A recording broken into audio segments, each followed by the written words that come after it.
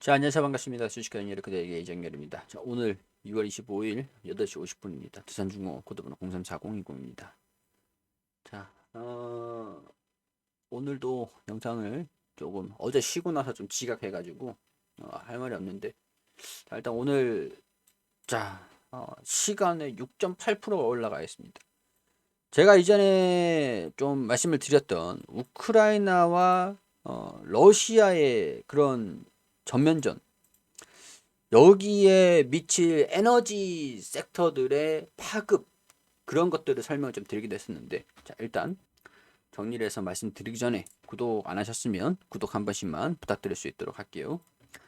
자, 간단하게 기술적인 부분들을 말씀을 드리면은, 여기 장기 이평선을 주가가 돌파를 해줄 것인가. 근데 월요일에 이제 주가가 6% 8% 떠가지고 시작을 해버리면은, 이 차익 실현 매물들이 분명히 나올 거거든요. 제가 있잖아요. 가장 경계를 하는 게 갭이 많이 떴을 때예요. 한 1%, 2% 갭 떴을 때는 그냥 단순히 소화하고 올라가면 되는데, 6%, 8%막 이렇게 갭 떠서 시작해버리면 시간 외에 상한가 가가지고 막 떠서 13%막 이렇게 시가로 시작을 출발해버리잖아요. 그러면 이거를 지주관들을 여기 이게 13%예요. 올라가다가 이탈을 한번 해버리면 차익 실현 매물들이 이까지 나온다라는 거거든요. 이까지. 그럼 또 여기에서 지지 반등이 나와주고 매물 소화를 거쳐주면서 돌파를 해주고 전고점을 또 뚫어줘야 됩니다. 여길 또 뚫어줘야 돼요. 갭을 뜨면은 이런 차익 실현 매물들이 나오는 거, 이 갭을 메꾸는 그런 모습들 경계는 좀 하실 필요가 있을 것 같습니다. 경계 뚫는지 안 뚫는지 지켜보자. 하필 또 뚫는 게 갭이 떠서 뚫어줘요. 갭이 떠서 뚫어진다. 자, 이런 것들은 일단 뭐 긍정적이지만 주가가 좀 올라간다라는 거에서 제가 찬물을 좀 끼얹는 것 같지만, 일단은 뭐 전망 자체는 뭐 나쁘진 않으니까 갭을 또 소화하고 올라가주면 되는 것들이니까 그렇게 보시면 될 것 같고요.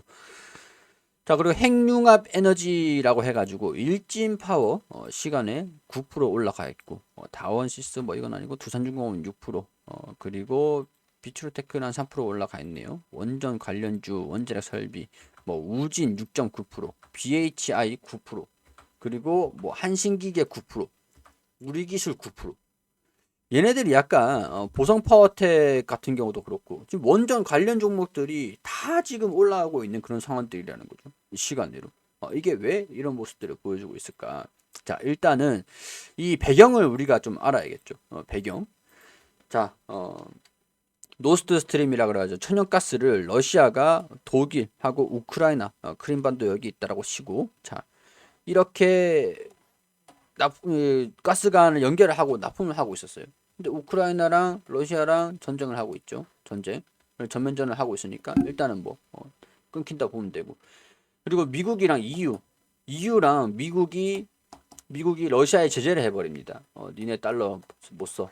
달러 쓰지 말고 얘랑 거래하지 마. 은행도 막아버릴 거야. 물론 이제 러시아는 중국이랑 거래를 하면 돼요. 이 가스 에너지에 대한 패권을 가지고 다투는 게 있거든요. 약간 그런 측면이라 가지고 이거는 말 그대로 에너지 전쟁이다. 에너지 전쟁. 독일도 이 제재에 동참을 해야 될 거잖아요. 그러니까 끊어버립니다. 물론 이제 수출을 하는 것들은 이게 또 나중에 어떻게 될지 또 봐야 되는 상황들이긴 한데, 유럽이 지금 벌벌 떨고 있는 게 뭐라고 그랬었죠? 러시아가 이 천연가스 공급을 무기화를 시킬까봐 안 준다. 천연가스 공급 막아버린다. 천연가스 가격이 급등을 해버리면 물가도 올라가고 원유도 지금 100달러 돌파했다 그러죠. 올라가고, 그럼 가스도 올라가고 원유도 올라가고, 그러면은 물가도 당연히 올라가는데 서민들은 원유 부담도 있고 가스 부담도 있고 전력을 뭘 써야 되는 거냐. 전력난을 한번 한 차례 왔었기 때문에 여기에 대한 그 뭐랄까 이 우려감들, 두려움, 그런 것들이 분명히 있었거든요. 두려움. 그렇기 때문에 유럽이 전반적으로 독일 빼고 전부 다 원전이 유일한 대안이다. 근데 독일은 이제 탈원전을 계속 끝까지 고집을 하고 있었어요. 근데 가스가 이래버리면 독일도 입장을 선회할 수밖에 없는 그런 상황들이죠. 자, 그렇기 때문에 탄소 중립을 하기 위해서 지금 당장 전력난이 오지 않는다면 석탄 떼면 됩니다. 석탄 떼면 되고, 휘발유, 원유 비싸니까, 가스 비싸니까 안 떼고 석탄 떼면 돼요. 화력 발전소 돌리면 됩니다. 돌리면 되는데 탄소 중립.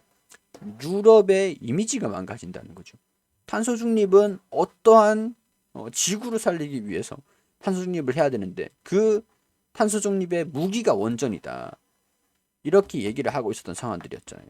그러니까 원전. 근데 원전이 단기적으로는 조금 이제 설계랑 시공이랑 시간이 걸리기 때문에 에너지를 사용하는데 시간이 필요하죠. 그러면은 화력 발전소를 돌려야 되냐, 석탄을 떼야 되냐, 이건 아니고 태양광이라든가 풍력 이런 쪽으로 좀 의존하는 거, 수소 이런 쪽으로도 의존을 하겠죠. 근데 대신에 장기적인 관점에서는 이 의존도를 낮추기 위해서 원전의 비중을 늘릴 것이다 라고 긍정적으로 보고 있는 게 작금의 상태에서의 원전 섹터들의 긍정적인 장밋빛 전망. 자, 이전 같은 경우에는 원전 탈원전 하고 막 이런 것들 때문에 원전 뭐 전망 괜찮겠어.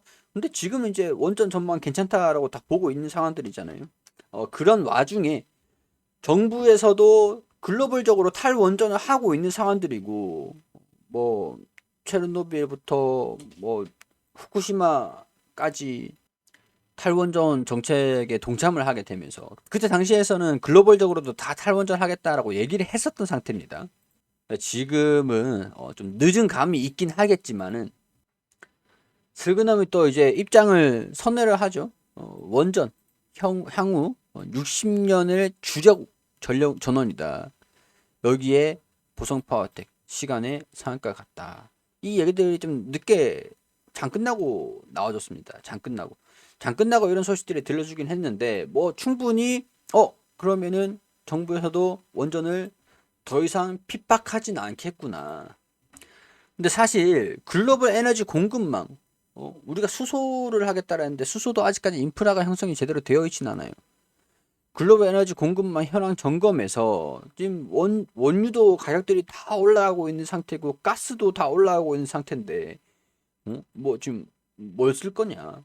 원전밖에 유일한 대안이 없어요 지금 사실. 그래서 우리가 만약에 탈원전을 해가지고 다 이 원전을 다 끊었었으면 어땠을까? 물가가 더 올라가지 않았을까? 그런 생각들이 듭니다. 물가 안정을 위해서 안정적인 그런 전력에 대한 수급은 필요하다. 그런 것들이 이번 사태에서도 확인이 된 거죠. 자, 이 회의는 우크라이나 사태로 글로벌 에너지 공급망 불안이 고조되는 상황에서 안전적인 전력 공급 기반 확충을 위해 국내 원전 실태를 점검하는 취지에서 열린 것이라고 청와대 측은 설명을 했다. 자, 그러고 이렇게 얘기를 합니다. 신한울 1, 2호기, 신고리 5, 6호기 빠른 시일 내에 단계적 정상 가동 이 소식들이 나와가지고 주가에 긍정적으로 반영이 된 거라고 봐요. 자, 이런 주력 발전이다 뭐 이렇게 입장을 완벽하게 선회를 한 거는 처음인 내용들이지만 뭐 각국의 기관이라든가 뭐 원자력 뭐 공사들 같은 경우에서는 뭐 진짜 계속 얘기를 하고 있었던 상황들이었죠. 소신 발언들을 하고 있었던 그런 상황이었습니다. 신한울 1, 2호기 신고리 5, 6호기 빠른 시일 내에 단계적 정상화를 해야 된다. 글로벌 에너지 공급망 신규 원전 짓지 않는다는 기존 유지를 하겠지만 있는 거는 활용을 해라. 경주의 지진, 공급 발생, 국내 자립 기술 적용 등 따라 건설이 지연되었다. 그간 안전성을 높이기 위한 기준 강화와 선제적 투자가 충분히 이루어진 만큼 가능하면 빠른 시일 내에 자 솔직히 말바꾸기죠. 이거는 말바꾸기라고 봅니다. 시간 끌고 오다가 시간 이제 좀 끌어졌으니까 이제 다시 투자해라. 투자한 만큼 단계적으로 정상 가동해라. 점검을 해보고 빠른 시일 내로 이 에너지 안정화를 도입을 해라. 사실 이게 좀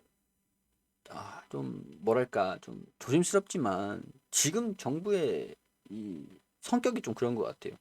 이렇게 해보자 때려놓고 이렇게 하고 이렇게 해보자 하고 때려놓고 다시 돌아가고 그런 식으로 하는 게 조금 제대로 준비가 안 돼 있지 않았을까. 에너지에 대한 부분들도 그렇고 부동산에 대한 부분들도 그렇고 물론 이제 코로나라는 특수한 상황들이 좀 있었죠. 그런 것들을 좀 감안하더라도 좀 아쉽긴 합니다. 글로벌 에너지 공급망 현황 점검에서 대변인이 얘기를 했었고 유럽 연합에서도 텍소노미 원전 동향 대응 방안에 대해서 보고를 했고 원전을 추가로 짓지 않겠다는 탈원전 기준을 유지하겠다는 이건 조금 아쉽지만 뭐 정권이 바뀌고 뭐 필요하다면 바뀔 수 있겠죠. 근데 국내에 원전을 더 지을 필요는 없을 것 같아, 솔직히. 더 지을 필요는 없을 것 같아. 근데 탈원전을 하면서 있는 기업들 힘들게 만들지는 않았으면 좋겠다는 생각이 듭니다. 이 기술력이 세계 최상위권인데 원전을 없앤다라고만 안 해줬으면 좋겠다라는 것들이 되겠죠. 이거는 맞는 말이에요. 원전 밀집도가 높습니다. 땅이 워낙 작기 때문에.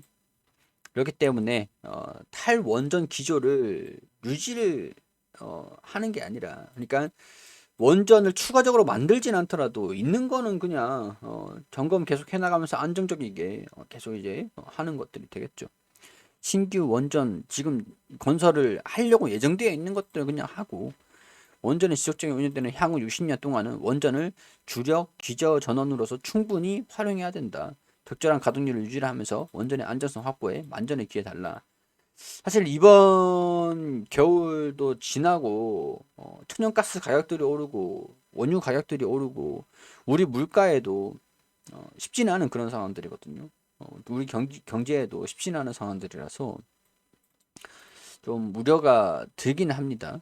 소형 원자료, 소형 원자료에도 핵융합 연구도 속도를 내야 된다. EU 텍소노미 방사선 폐기물 안전한 처리 계획을 전제로 원전을 기후변화 대응의 중요한 수단으로 인정했다라는 사실들이 부각이 되면서 오늘 두산중공업이 올라가는 모습들 보여주고 있는 상황들이고, 시간 외에서도 6.8% 가량 상승하는 모습들 월요일 다음 주 굉장히 좀 기대가 되는 그런 상황들입니다. 자, 그렇기 때문에 오늘 원전 관련주들 일제히 긍정적인 모습들을 좀 보여줬고, 청약도 긍정적으로 마무리가 됐죠.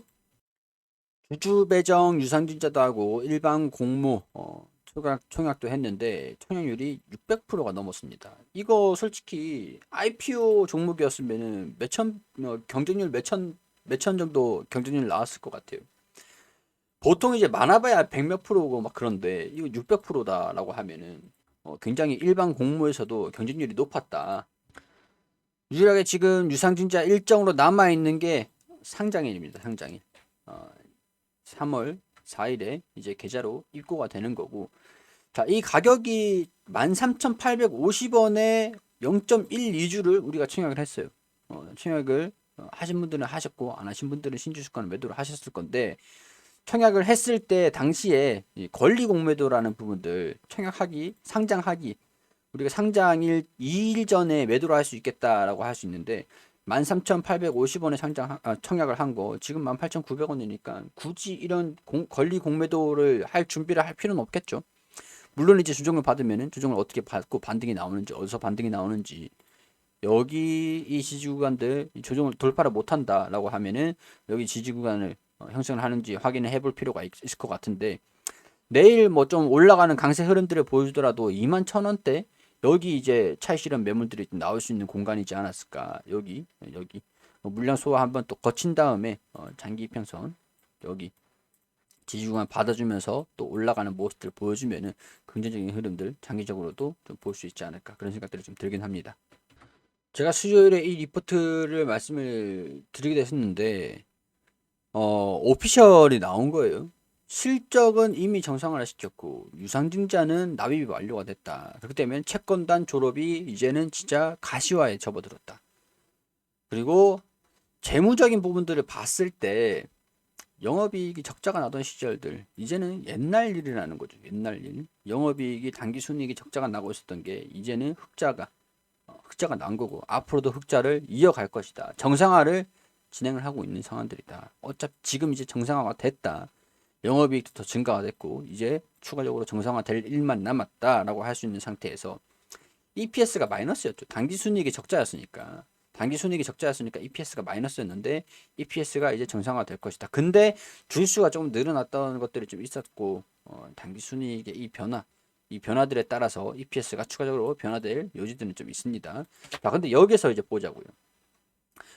여기서 보면 자, 일정들이 좀 나와 있는 게 있는데 유상증자가 1차 발행가보다 2차 발행가가 낮아가지고 최종적으로 1조 1,500억 원을 확정이 됐는데 어차피 처음부터 1.2조를 가량으로 해가지고 뭐 보면 뭐 500억 원 차이로 뭐 큰 영향은 없을 것이다.